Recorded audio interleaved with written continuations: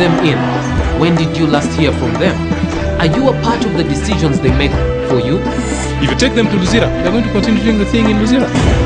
Part of their revenues would be set aside to run an integration process.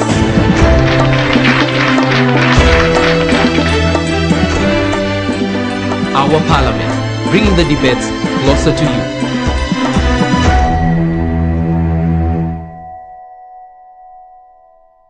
The Tobacco Control Bill 2014 is a piece of legislation born out of the World Health Organization Framework Convention on Tobacco Control that Uganda signed in 2004 and ratified in 2007.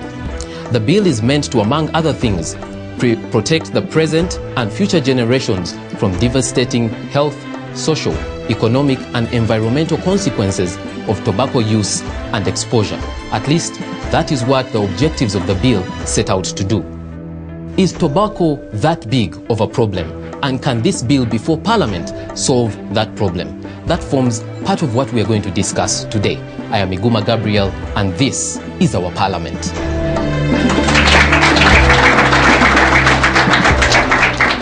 My audience present here today in the Wizards Media Auditorium, and you watching us at home by television, today we discuss the Tobacco Control Bill.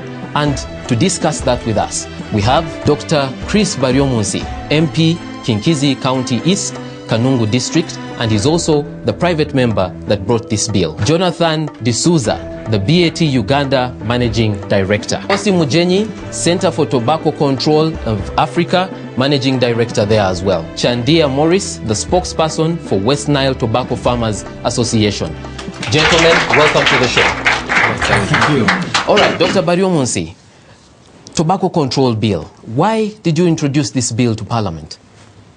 Yeah, thank you very much. You have already told the audience and the viewers that the World Health Organization came up with the Framework Convention on Tobacco Control, and the WHO is basically a meeting of all countries which subscribe to the UN, including Uganda.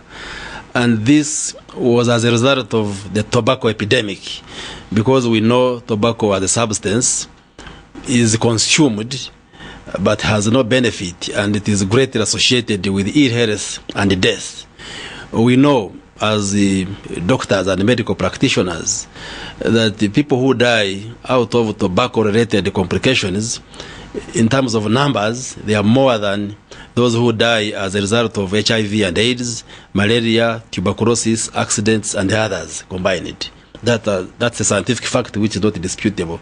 So, and we know that in many countries, particularly in poor countries and developing countries, we are getting a changing epidemiological profile of the disease burden. We are having rising incidences and prevalence rates of non-communicable diseases like cancers, cardiovascular diseases, and many other forms of diseases of lifestyle which are causing ill health, including here in Uganda. And that's why World Health Organization came up to formulate this framework convention, which requires governments and states to domesticate this kind of treaty. And we have an obligation as a country, and we did pledge that by the end of 2012, as a country, we would come up with a law, a legislation. And this is 2014. Yeah, this is 2014. 2 years later than what we had promised. So when I saw as a member of parliament that we're not moving up to speed, I did decide to draft this bill so that I can give effect to this framework convention, which in my view was an extremely important treaty that the governments agreed to put in place.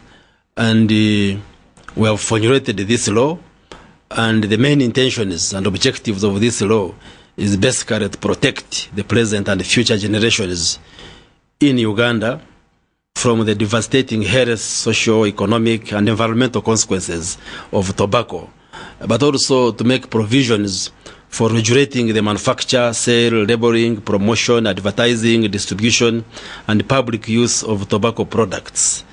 But the gist of this law is to put in place a framework that provides for protection of the population against the harmful effects of tobacco. Okay, and let's go to BAT. Let me also add that this law is not about banning the growing of tobacco is not about stopping those who are in the industry from doing the business of tobacco, but we're just putting in place a regulatory framework so that everybody who is involved follows set guidelines and principles. All right.